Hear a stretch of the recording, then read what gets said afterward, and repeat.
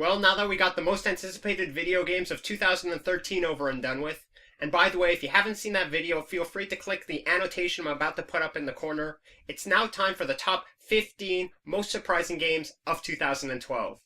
These are the games that really didn't have a lot going for them in terms of advertising or publicity, but nevertheless became huge successes in their own right, gaining popularity largely through sheer word of mouth.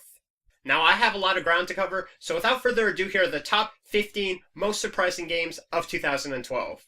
Coming in at number 15 is I'm Alive. Developed by Ubisoft Shanghai, I'm Alive takes place in a post-apocalyptic setting and focuses on survival in a decaying and hazardous world. One of the main elements of the game is the ability to control the main character's stamina in order to stay alive. The player will scale wrecked buildings in hazardous areas, but every effort has a cost, especially when climbing or jumping. What I'm Alive lacks in originality, it more than makes up for in atmosphere and tone, and is well deserving to be on this list. Coming in at number 14 is Dear Esther. Now, this title is an experimental first-person adventure game developed by Robert Briscoe. It doesn't follow traditional game conventions, as it involves minimal interaction from the player, and doesn't require choices to be made, nor tasks to be completed. Instead, it places its focus on story, which is told through a fragmented narrative read to the player as they explore an unnamed island in the Hebrides. Dear Esther has been contested by reviewers, but nevertheless received widespread acclaim upon its release, so if you're looking for a truly unique experience that's like nothing you've ever played before, then I suggest you give this one a shot. Coming in at number 13 is SINE.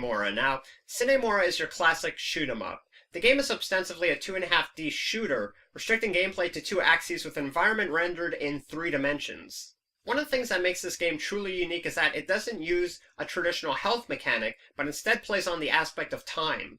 Each level is given a set amount of time which continues to tick downwards. Taking damage temporarily speeds up the process, while eliminating enemies adds time back. Throw in some impressive visuals and some anthropomorphized characters, and you've got the formula for a classic in the making.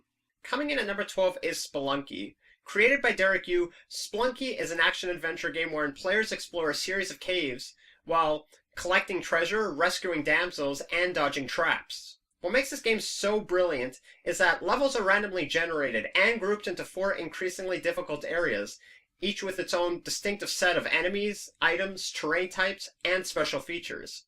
It's exciting, it's retro, and it really was a nice surprise when it was released for the Xbox Live Arcade back in July. Coming in at number 11 is Retrograde. Now, the gameplay in Retrograde is a hybrid between a rhythm game and a shooter, wherein the player controls a spaceship, like many of your classic shooters, but the game is played entirely in reverse. It's centered around ace pilot Rick Rocket, who must repeat his last space battle in reverse in order to protect the space-time continuum. But the entire game is also timed to music, like many modern rhythm games. It's vibrant, it's exciting, and certainly brings a new twist to a familiar classic. Coming in at number 10 is the unfinished SWAN. Now, based on the prototype tech demo released back in 2008, it was assumed that this game would mainly feature splattering black globs of paint in an otherwise white world. But upon release, the previously described painting mechanic actually made up only the first 15 minutes of the game.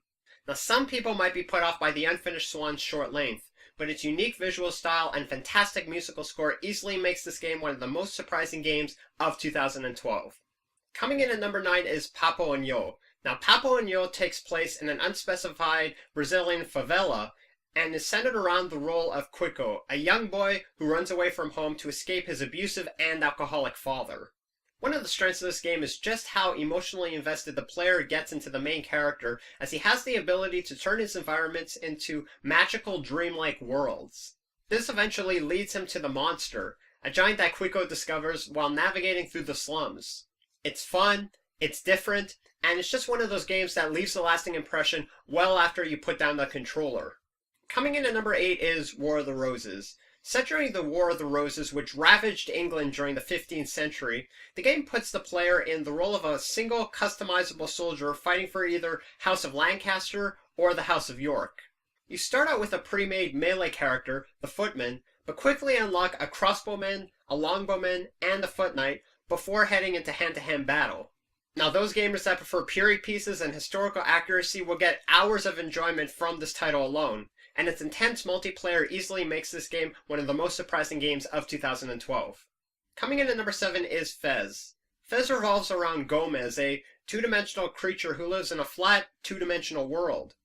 But after encountering a strange and mysterious artifact known as the hexahedron, it gives him a magical Fez hat, which allows him to perceive a third dimension, allowing players to shift perspectives on cue.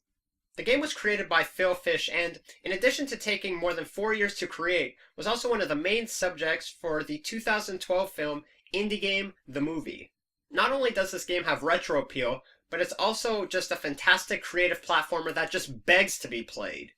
Coming in at number 6 is Journey. Created by That Game Company, who developed such classics as Flow and Flower, Journey centers around a robed figure in a vast desert journeying towards a mountain in the far distance. The robed figure wears a trailing scarf which, when approached by floating pieces of cloth, briefly allows him to fly. One of the things that sets Journey apart from other games is its ability to evoke a sense of wonder and smallness in the player, as well as its ability to create an emotional connection between you and the anonymous players that you meet along the way. This game was met with significant acclaim by reviewers, and if you're tired of your Call of Duties and your Halos, be sure to give this one a try. Coming in at number 5 is The Walking Dead Episodes 1 through 5. Created by Telltale Games, the same people that brought us the widely popular Back to the Future series turns its attention to the Walking Dead series this time around. The game is a point-and-click adventure played from a third-person perspective and focuses on the new character named Lee Everett. And unlike typical zombie games like Left 4 Dead and Resident Evil, the Walking Dead series puts characterization and emotion at the forefront of its games rather than action. Nevertheless, Telltale Games is just one of those developers that knows how to tug at our heartstrings, and even though it's a zombie game, the Walking Dead series still manages to be a roller coaster ride of an experience. Coming in at number 4 is Retro City Rampage. Now, as an homage to numerous 8-bit video games, the player takes control of a henchman of a major crime syndicate known as the Jester. The game is inspired by Rockstar's Grand Theft Auto series in that the player can complete a variety of missions within an enormous city, with 50 story missions and 30 challenge levels in total. What's even more astounding is that Retro City Rampage was created by just one person, Brian Provinciano, and took more than 5 years to create. If you've got a soft spot for retro games, then this is a must-have download. Coming in at number 3 is Slender. Now, for those of you who've been living under a rock, Slender is an indie game which tasks players with finding 8 pages in the forest with only their flashlight to guide them.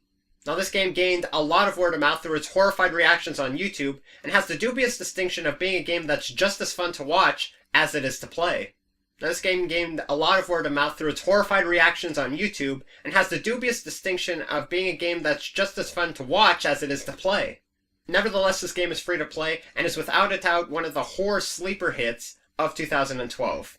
Coming in at number 2 is HAWKEN. Now, HAWKEN is an independent multiplayer mech combat game developed by Adhesive Games. The game focuses on creating an intense battle that captures the feel of piloting a mech, while keeping the action fast-paced and strategic. What's even more impressive than its sleek, polished look is that this game was developed by a limited team of 9 people.